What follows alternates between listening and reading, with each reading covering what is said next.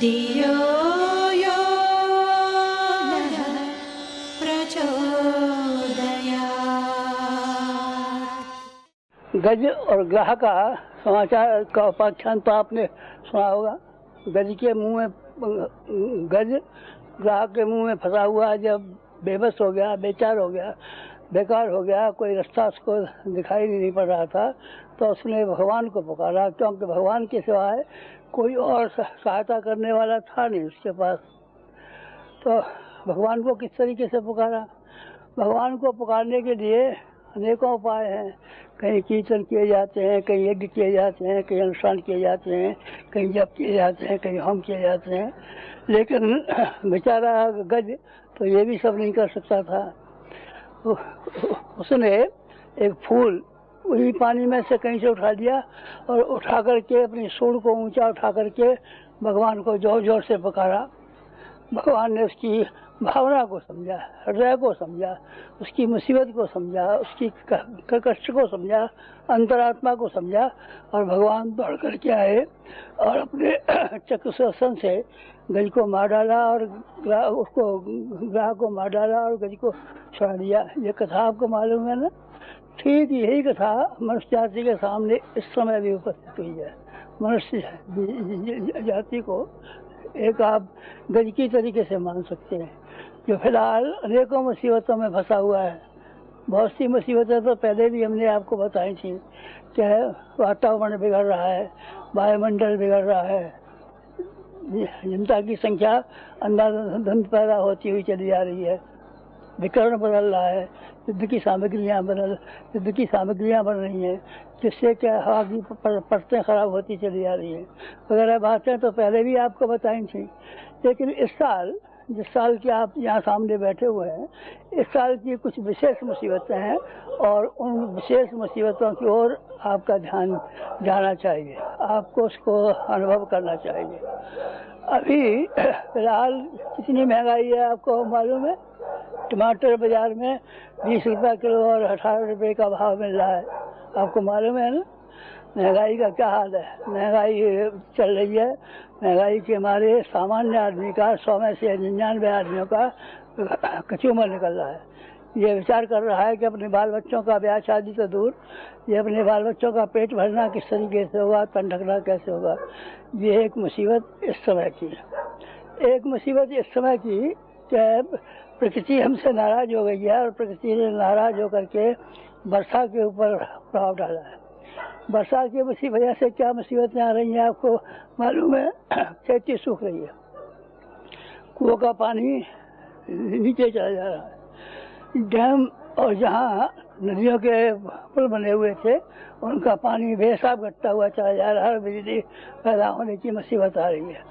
बिजली के न होने से शहरों में पंखे की समस्या, बत्ती की समस्या, हीटर की समस्या, ये 50 समस्याएं शहरों में होती हैं। और गाँवों में बिजली के बिना कुएं जो चल रहे थे, ट्यूबवेल चल रहे थे, कोई और तरीका तो है नहीं। नहरों में पानी मिल नहीं रहा है, तालाबों में पानी रहा नहीं है, कहीं और पानी का कोई इंतजाम नहीं है। केवल कुएं का एक स्रोत बाकी रह गया है, कुएं का भी नीचे गहरा पानी चला गया है, उसको सिवाय बिजली के बिना बैलों से हम नहीं निकाल सकते, हाथ से हम नहीं खींच सकते। और बिजली का भी ये हाल है कि पानी जब नहरों में नहीं होगा, पानी से बिजली बनती है ज़्यादातर।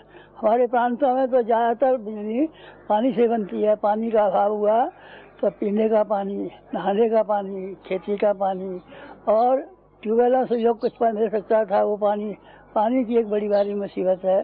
महंगाई एक, पानी की मुसीबत दो मुसीबतों के सिवाय एक और तीसरे नंबर की मुसीबत है जो कि आप लोगों के सामने है। वो कौन सी है? वो ये है कि पुराने ज़माने में तो जब अकाल पड़ते थे और खाने पीने की चीज़ों का अभाव होता था तो भीख मांगने लगते थे, कुछ और काम करने लगते थे। पर आज तो आप जानते हैं ना, चोरी उठाईगिरी और डकैतियों के अलावा नया खून में कोई तरीका ही नहीं मालूम है उसको एक ही सबसे सस्ता तरीका मालूम है कि चोरी उठाईगिरी की जाए, लूटपाट की जाए। अवांछनीय तत्वों की वृद्धि की होने की इस साल विशेष संभावना है। इस साल चोरी उठाईगिरी के काम जो है ये बढ़ेंगे, ये आक्रमण बढ़ेंगे और तरह की मुसीबतें बढ़ेंगी। ये तीसरी तरह की मुसीबतें हैं। सांप्रदायिकता ठंडी हुई है इस मुसीबत को देख करके, न सांप्रदायिकता बिल्कुल ठंडी नहीं हुई है। पंजाब से लोगों ने एक कदम उठाए हैं तो दिल्ली में आ गए हैं, और मेरठ का ठंडा नहीं होने पाता है तो कहीं और तैयारियां हो रही हैं। ये सांप्रदायिक उपद्रव राम जन्मभूमि से लेकर के और बाबरी मस्जिद तक हर जगह इसके लिए धुआं सुलग रहा है, आग सुलग रही है। ये भी कोई विकराल रूप धारण कर ले तो आपको अचंभे की बात नहीं माननी चाहिए। आतंकवाद को आप देख रहे हैं ना, कहीं बम फट रहे हैं, कहीं क्या हो रहा है, कहीं क्या हो रहा है। ये सारी मुसीबतें, पांचों मुसीबतें इस तरह की हैं कि जो आजकल हम सब लोगों के ऊपर ठीक उसी तरीके से छाई हुई हैं जैसे गज के ऊपर मुसीबत आई थी। अब हम लोग क्या करें? जो उपाय होगा वो किया भी जाएगा, गवर्नमेंट भी करेगी, जनता भी करेगी, सम्मान से भी किया जाएगा। जो कुछ भी उपाय संभव है हम सब लोग करेंगे ही, उसके बारे में तो मुझे कुछ कहना नहीं है, करना ही चाहिए। गवर्नमेंट भी इसके बारे में मार्गदर्शन करती है, समाज के नेता भी बताते हैं किस मुसीबत के वक्त में पानी कम खर्च करना चाहिए, बिजली कम खर्च करनी चाहिए, श्रमदान से तालाब बनाने चाहिए, श्रमदान से कुएं खोदने चाहिए, वगैरह वगैरह बताते ही हैं। लेकिन इससे भी बड़ा एक आध्यात्मिक उपाय है जो गज ने अपनाया था, भगवान को पुकारा था। देवता और दैत्यों में कभी भी लड़ाई हुई है, देवता मुसीबत में आए हैं तो वो भाग करके भगवान के पास गए हैं और ये कहा है हमारी मुसीबत को आप दूर कर दीजिए। तो भगवान ने कोई न कोई उपाय निकाला है, चाहे दुर्गा का निर्माण किया हो, बलि से सीता का निर्माण किया हो, बलि से उसकी अस्थि की दहेज की अस्थियों से इंद्रवज्र बनाया हो, जो भी उपाय किया गया हो, लेकिन उन्होंने उपाय किया है, चाहे सूर्य से गंगा को जमीन पर लाया गया हो। ऐसे बड़े उपाय भगवान के द्वारा संभव है, इंसान के द्वारा संभव नहीं है। तो भगवान को पुकारने के लिए हमने इस समय में एक बड़ा उपयोगी और बड़ा सर्वसाधारण के लिए आवश्यक उपाय निकाला है। आवश्यक उपाय आपके सामने है, आपको बताया भी जा चुका है कि अब यज्ञ वो नहीं होने चाहिए जिनमें कि सैकड़ों हजारों रुपया खर्च हो जाते थे। जनता देने लायक भी नहीं है, और जनता देने लायक भी हो तो जनता में से हर एक का ये ख्याल है कि पानी बरसना चाहिए, यज्ञ से पानी बरसना चाहिए, और यज्ञ से पानी बरसने की संभावना के बारे में हम आपको कोई विश्वास नहीं दिला सकते। इस साल का पूरा समय किस तरीके से कटेगा हम आपको उसकी ठीक जानकारी दे करके आपको डराना नहीं चाहते, हैरान नहीं करना चाहते, पर ये जरूर कहेंगे कि वर्षा का संतुलन बिगड़ा हुआ है। तो फिर यज्ञ आप बड़े यज्ञ करेंगे, वर्षा के संतुलन न होने पर तो जनता क्या कहेगी आपको? आपका उपहास होगा और यज्ञ का अपमान होगा, हमारा अपमान होगा जिनने इसकी मनाई है। इसलिए यज्ञों को तो हर जगह जैसे 5 साल हुए थे उनको स्थगित रखा है, उसके स्थान पर नए यज्ञों की शैली प्रचलित की है जो गरीब से गरीब लोगों को भी के यहाँ भी की जा सकती है, और जो लोग संपन्न नहीं हैं वो लोग भी आसानी से करा सकते हैं। वो कौन सा है? ये दीप यज्ञ है। यज्ञ के कर्मकांड तो वही है सब जो सामान्य यज्ञ में हुआ करते हैं। 2-1 बार से कम कर दी गई हैं, जैसे सुष्कित होम कम कर दिया गया है, पूर्णाहुति कम कर दी गई है, वसुधारा कम कर दी गई है, वगैरह 3-4 चीज़ें उसमें कम कर दी गई हैं। बाकी यज्ञ के मंत्र, यज्ञ के आवाहन और यज्ञ का सारा स्वरूप वही है, केवल वस्तुएं कम कर जाती हैं। वस्तुएं कम कर जाने में कोई बुराई है नहीं, कोई बुराई नहीं है। वहाँ याज्ञवल्क्य और जनक का संवाद ऐसा ही है। जनक ने पूछा कोई खराब वक्त हो तो हम अगर घी न पाएँ तो कैसे हवन करें? तो याज्ञवल्क्य जी ने कहा यज्ञ तो करना आवश्यक है, वो तो करना चाहिए, उससे तो हमारी भारतीय संस्कृति के माता पिता हैं, इनका पूजन तो इनको तो भोजन कराना ही चाहिए। वायुमंडल और वायु संशोधन के कार्य के लिए तो करना ही चाहिए, वातावरण संशोधन का काम तो हाथ में लेना ही चाहिए, पर वस्तुएं कम कर सकते हैं। तो जनक ने पूछा क्या वस्तुएं कम कर सकते हैं? तो उन्होंने कहा घी अगर आपके पास रहो तो हवन सामग्री जो वनस्पतियों से बनती है उससे ही आप हवन कर लें, बिना घी के हवन कर लें। तो उन्होंने कहा कि जब वर्षा नहीं होगी तो वनस्पतियाँ भी पैदा नहीं होंगी, तो फिर कैसे हवन करेंगे? तो फिर याज्ञवल्क्य जी ने कहा है कि आप लकड़ियों की संविधाओं से हवन कर सकते हैं, यानी कहने का अर्थ है कम से कम वस्तुओं से हवन कर सकते हैं।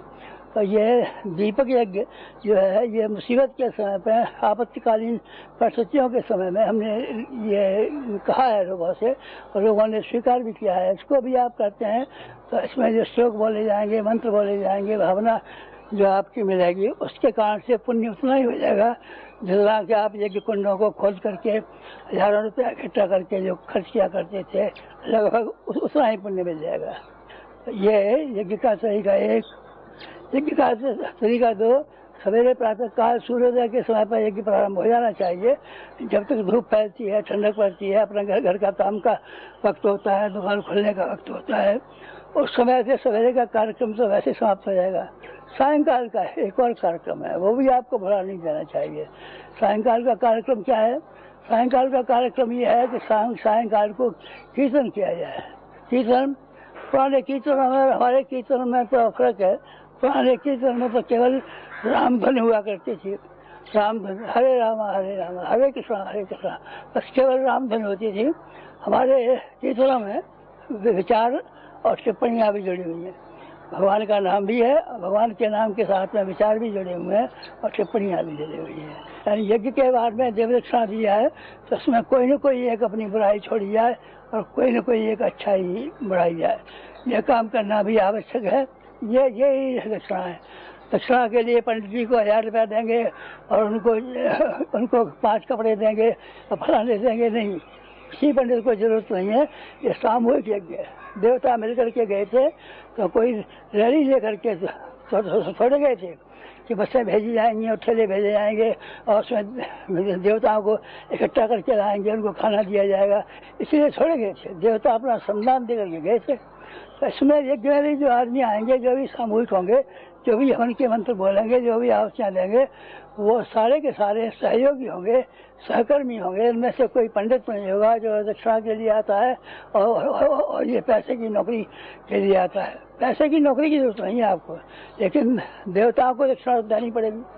जिनको आपने बुलाया है, जिनसे आपने उम्मीद रखी है कि इंद्र देवता वर्षा करें, तो आखिर उनके चरणों पर फूल तो रखना चाहिए। पाद्यमर घमर आत्मन कुछ तो पूजन करना ही चाहिए आपको। तो वो पूजन करने की विधि में यही विधियाँ शामिल है कि आपको देव दक्षिणा के रूप में कोई न कोई अपनी एक बुराई त्यागनी पड़ेगी और कोई न कोई एक बुराई अच्छाई त्याग प्रारंभ करनी पड़ेगी। अब ये 100 कुंड के तो केवल 2 यज्ञ होंगे। एक तो कार्तिकी शरद पूर्णिमा को प्रारंभ करेंगे और चैत्र की पूर्णिमा को समाप्त करेंगे। ये पूरे 6 महीने हो जाते हैं। 6 महीने के बीच में आपको एक कार्यक्रम करना चाहिए कि अपने गांव में, अपने नगर में, अपने मोहल्ले में प्रत्येक घर के साथ संपर्क बनाना चाहिए आपको। तो प्रत्येक घर में एक यज्ञ कराने का कार्यक्रम जो है इन 6 महीनों में जारी रखना चाहिए। आवश्यकता हुई तो फिर कहेंगे आपको कि 6 महीने से भी ज़्यादा भी जारी रखिए, पर फिलहाल आपको 6 महीने का संकल्प तो दिला ही रहे हैं कि 6 महीनों में अपने नगर में, अपने गांव में, अपने मोहल्ले में कोई घर ऐसा मत रहने दीजिए जहाँ ये एक कुंड यज्ञ नहीं हुआ हो। एक कुंड यज्ञ का मतलब तो आप समझ ही गए हैं ना। थाली में 5 धूपबत्तियाँ और 5 दीपक रखे जा सकते हैं। 5 दीपक की स्थापना तो करनी ही पड़ेगी क्योंकि पंचदेवों का आह्वान है, इसमें 5 प्राणों का आह्वान है, इसमें 5 तत्वों का आह्वान है, इसीलिए स्थापना तो 5 दीपकों की करनी पड़ेगी। धूपबत्तियों के संबंध में भी यही बात है। अगर आपको किफ़ायत की बात मालूम पड़े, ये मालूम पड़ा है कि अब गरीबी बहुत ज़्यादा है, लोगों का पैसा खर्च नहीं होता है, तो 5 धूपबत्तियों में से एक धूपबत्ती जला दीजिए, 4 बिना जली रहने दीजिए। फिर एक धूपबत्ती जल के ख़त्म हो जाए, फिर दूसरी जला दीजिए, फिर वो खत्म हो जाए, तीसरी जला दीजिए। इस तरीके से 5 बार में 5 धूपबत्तियों के जो आपने बंडल बनाए हैं और 5 दीपों का जो बनाए हैं उसको एक एक करके हिस्से में करेंगे तो 5वें हिस्से से ही आपका काम चल जाएगा, उसमें भी किफ़ायत हो जाएगी। जब मैं किफ़ायत की बात ये कह रहा हूँ कि अगले दिन आप पैसे की तंगी पड़ेगी, लोगों को ज़्यादा खर्च करना मुसीबत का आएगा। जो आदमी ज़्यादा खर्च करता है वो ज़्यादा फायदे की उम्मीद भी करता है, लेकिन जिसका थोड़ा खर्च हुआ है उसको बेचारे को थोड़ा समाधान हो जाए तो भी काम चल जाता है। इसलिए लोगों का खर्च यज्ञों के नाम पर हमको कम से कम करना चाहिए। जो विधियाँ आपको बताई गई हैं उसी के हिसाब से हर घर में जा करके कराना चाहिए। घरों में जो आप यज्ञ कराएं उसमें कुछ बातें शामिल करें। ये वास्तव में परिवार गोष्ठियाँ हैं। परिवार गोष्ठियों के रूप में हम पारिवारिक यज्ञ कर रहे हैं। इसमें परिवार निर्माण का उद्देश्य छपा हुआ है जो कि समाज निर्माण से भी संबंधित है और व्यक्ति निर्माण से भी संबंधित है। व्यक्ति निर्माण और समाज निर्माण के बीच की इकाई ये परिवार निर्माण है। परिवार निर्माण परिवार यज्ञों के माध्यम से सवेरे परिवार यज्ञ किया जाए, शाम को कीर्तन की व्यवस्था की जाए। भली से महिलाएं मिलजुल के कर दें, ये बात नहीं है, पर करना जरूर चाहिए। लेकिन साथ साथ में वो जो है देव दक्षिणा वाला प्रकरण वो नहीं भूलना चाहिए। देव दक्षिणा हर घर के यज्ञ में भी होनी चाहिए। क्या क्या होनी चाहिए? कुछ खास बातें हैं जो कि जरूर करनी चाहिए।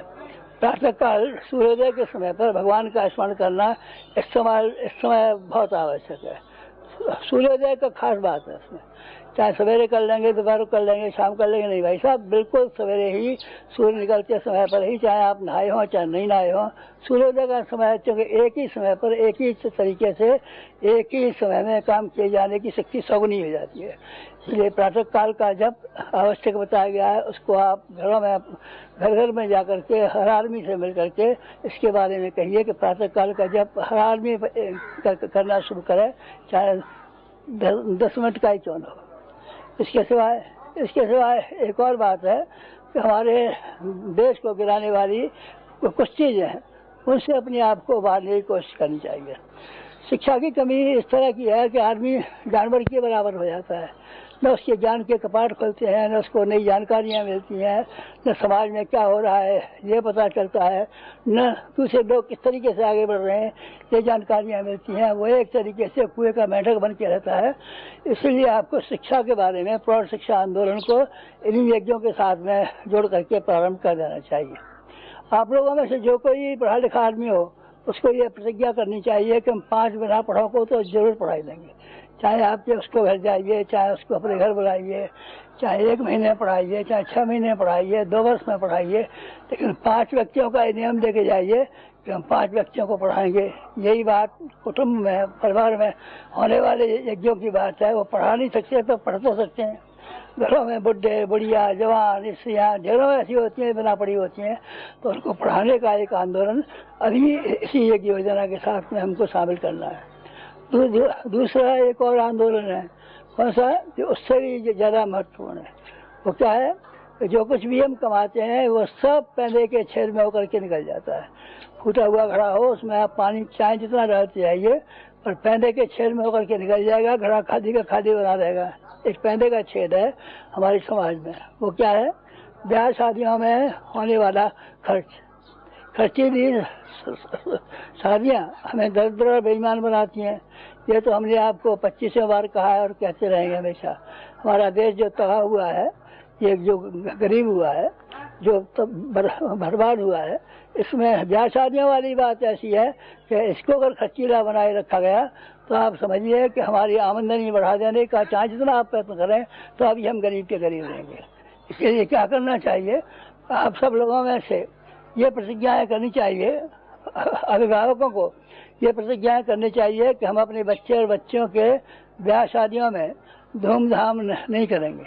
1, दिखावा नहीं करेंगे। 2, दहेज नहीं देंगे। 3, और जेवर नहीं चढ़ाएंगे। यह जेवर और दहेज का कितना बड़ा संबंध है आपको मालूम नहीं है। लड़के वाला मांगता है दहेज, क्यों मांगता है? क्या उससे जेवर मांगा जाएगा। लड़की वाला मांगता है जेवर, लड़के वाला मांगता है दहेज। ये दोनों ही बातें मरेंगी तो एक साथ मरेंगी, और जिंदा रहेंगी तो दोनों ही बातें जिंदा रहेंगी। आप अकेले दहेज को बंद करना चाहें और ये चाहें कि जेवर हमारी लड़की पर जरूर चढ़ाया जाए, तो बेचारा वो बेटे वाला कहाँ से लाएगा जेवर के लिए? जहाँ सोने का कितना महंगा भाव है, 4000 रुपये का 10 ग्राम निकला है। इसमें अगर मान लो कोई आदमी 50 ग्राम का भी जेवर बनवाना चाहे तो उसको 20,000 रुपये चाहिए। ये कहाँ से आएगा? अगर वो दहेज के लिए दहेज मांगता है तो क्या भेजा करता है? दहेज को बंद करने की बात करनी चाहिए तो जेवर को बंद करने वाली बात भी करनी चाहिए। ये आपको ब्याह शादियाँ इस तरीके से कराइए कि जिसमें न दहेज लिया जाए न जेवर लिया जाए, न जिसमें बारात की चढ़ाई जाए, न धूमधाम की जाए, न बैंड बाजे बजाए जाए, और न बेकार के काम किए जाए। घरेलू उत्सव होते हैं हमारे घर में, होली दिवाली होती है, तीज त्योहार होते हैं, और उसी तरीके से 5 आदमी उस पक्ष के आ जाए, 5 पक्ष और यहाँ घर के हों, अपना छोटा सा घर में हवन कर दिया जाए और अपने शांति के साथ में ब्याह कर दिया जाए, दूसरे दिन विदा कर दिया जाए। तो इस तरह के ब्याह बहुत कम दाम को हो सकते हैं। किसी को दहेज ही देना हो तो अपनी बेटी के लिए फिक्स डिपॉजिट में कोई रकम जमा कर सकता है जो 5 साल में दूनी हो जाएगी। इस तरह के ब्याह चलाना भी हमारा इस वर्ष का कार्यक्रम है। ये हिंदू समाज के कोड है, ये हिंदू समाज के कलंक है। तो इसको दूर करने के लिए आप लोगों को इन्हीं दोनों कार्यक्रम का प्रयास करना पड़ेगा और इन्हीं यज्ञों के साथ में इन दो कार्यक्रमों को भी मिलाना पड़ेगा। ब्याह शादियों का एक और भी तरीका है कि हमारे ज़्यादातर ये होता है कि मोहल्ले वाले, पड़ोसी, यार दोस्त, मित्र और संबंधी ये कहते हैं नहीं साहब नाक कट जाएगी, बात बिगड़ जाएगी, ऐसा तो नहीं आना चाहिए और ऐसी धूमधाम तो होनी चाहिए, और देखिए मोहल्ले में फलाने का इतना बड़ा ब्याह हुआ था, आपको क्यों नहीं करना चाहिए। जहाँ इस तरह की मुसीबतें हों और जहाँ इस तरह के गिद्ध कौए चारों ओर घिरे हुए हों आपके, और आपको ये मालूम पड़ता हो कि इस मुसीबत से निकलने का कोई रास्ता नहीं है, तो हम आपको निमंत्रित करते हैं कि आप कन्या को ले आइए, लड़के को ले आइए, 5-5 आदमी दोनों पक्षों के आ जाइए और यहाँ शांत कुंज में आप बड़े मजे में ब्याह कर ले जाइए बिना खर्च किए। इसीलिए इस तरह के विवाहों का मेरी समझ से ये ज़्यादा अच्छा है कि आप इस रिवाज को फैलाने के लिए अगर स्थानीय स्तर पर सफल नहीं हो पाते हैं तो आप इसमें तो बड़े आसानी से सफल हो जाएंगे कि हमारे जो विवाह होंगे वो हमारे गुरुद्वारे में होंगे और वो शांत कुंज में होंगे। शांत कुंज में ब्याहों का ये प्रचलन है, तो ये तीर्थ स्थान भी है, देवताओं का यहाँ निवास भी है, नित्य यज्ञ भी होता है। ऐसे शुभ स्थान पर किया गया, जैसे शुभ मुहूर्त की बात सोची जाती है, आप शुभ स्थान की बात सोचिए, मुहूर्त की बात मत सोचिए। आप कभी भी ले आइए, यह हमेशा ब्याह हो जाता है। यहाँ चूँकि शुभ वातावरण है, शुभ भूमि है, शुभ पुनीत है, पुनीत स्थान है, इसीलिए यहाँ मुहूर्त की जरूरत नहीं है। आप इस बात को बढ़ा दीजिए। दो और बातें इसके बाद रह आती हैं। एक नशेबाजी की बात, क्या आप नशेबाजी को छुड़ाइए, नहीं तो अगली पीढ़ियाँ घटते घटते गिरते गिरते गिरते गिरते किसी काम के नहीं रहेंगी।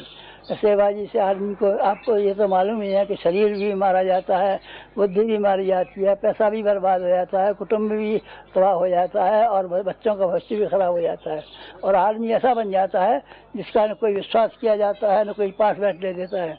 ये पीढ़ियों की गिरावट अगर बनी रही तो 50-40 वर्ष में एक पीढ़ी के बाद दूसरी पीढ़ी कमज़ोर होगी, दूसरी के बाद तीसरी कमज़ोर होगी, और हम वास्तव में फिर इसी लायक हो जाएंगे कि हमको अपने शरीर को ढकेलना मुश्किल हो जाएगा।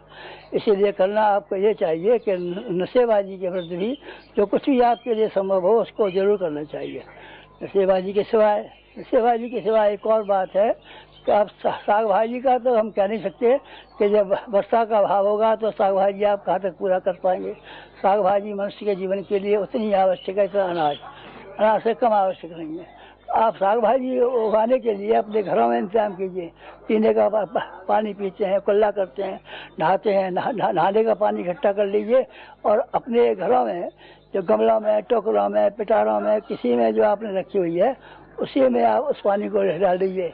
जो आपके स्नान से बचा हुआ है, जो आपके पानी पीने से बचा हुआ है, जो आपके हाथ धोने से बचा हुआ है, उस पानी को भी साग भाजी में डाल दें तो साग भाजी पैदा हो सकती है। साग भाजी का घर का पूरा खर्चा आप नहीं भी चला सकते मान लीजिए, तो उससे कम से कम चटनी का काम तो चल सकता है। रूखी रोटी खाने के बजाय आप चटनी से तो काम चला सकते हैं। चटनी भी एक ऐसी चीज़ है कि जिससे हमारे लिए कुपोषण में मदद मिलती है। आपका ये धनिया है, पुदीना है, पालक है, और ये अदरक है, मिर्च है, टमाटर है, ये चीज़ें तो आसानी से लगा सकते हैं, कोई और साग नहीं बो सकते, तो आप चटनी के साग का सामान तो आसानी से इकट्ठा कर सकते हैं। बस ये साग भाजी को लगाना एक, नशेबाजी का विरोध करना दो, ब्याह शादियों में खर्च न होने देना, शादी के साथ ब्याह करना तीन, और शिक्षा के बारे में इतना ज़्यादा प्रचार करना। छोटे बच्चों को तो ये भी है कि गवर्नमेंट स्कूलों में पढ़ा देती है, लेकिन बड़ों की संख्या तो 2/3 है। 2/3 हमारे देश में बिना पढ़े लोग हैं। उनको शिक्षण करने की बात हम लोगों को तैयारी करनी चाहिए और इन सब बातों को ध्यान में रख करके इन यज्ञों की पूर्णता इन बातों में जोड़नी चाहिए कि आपके साथ में भावनाएं जुड़ी हुई हों, सेवाएं भी जुड़ी हुई हों, देश को उठाने का मनोवृत्ति भी जुड़ी हुई हो, यज्ञ भी जुड़ा हुआ हो, कीर्तन भी जुड़ा हुआ हो, और भगवान का नामस्मरण भी जुड़ा हुआ हो, और अपनी बुराइयों को छोड़ने और अच्छाइयों को बढ़ाने का प्रयत्न भी चलना चाहिए। ये सब मिला करके चलेंगे तो आप ये मान लीजिए यज्ञ में जो भी बड़े से बड़ा कार्यक्रम होता था इन कार्यक्रमों के आधार पर ही पूरा हो जाएगा और वही फल मिलेगा आपको जो कि बड़े यज्ञों से मिलना चाहिए। मुझे आशा है कि आप इन बातों को ध्यान से सुनेंगे और उसको कार्यान्वित करने में कुछ उठा नहीं रखेंगे। इतना ही निवेदन है आप सब लोगों से। ओम शांति। अगर आपको हमारी ये वीडियो पसंद आई हो तो इसको लाइक करें, कमेंट और शेयर ज़रूर करें और हमारे YouTube चैनल ऋषि चिंतन को सब्सक्राइब भी कर लें। साथ ही बेल आइकन को भी दबाएं ताकि आपको आने वाली वीडियोस की नोटिफिकेशंस मिलती रहे। धन्यवाद।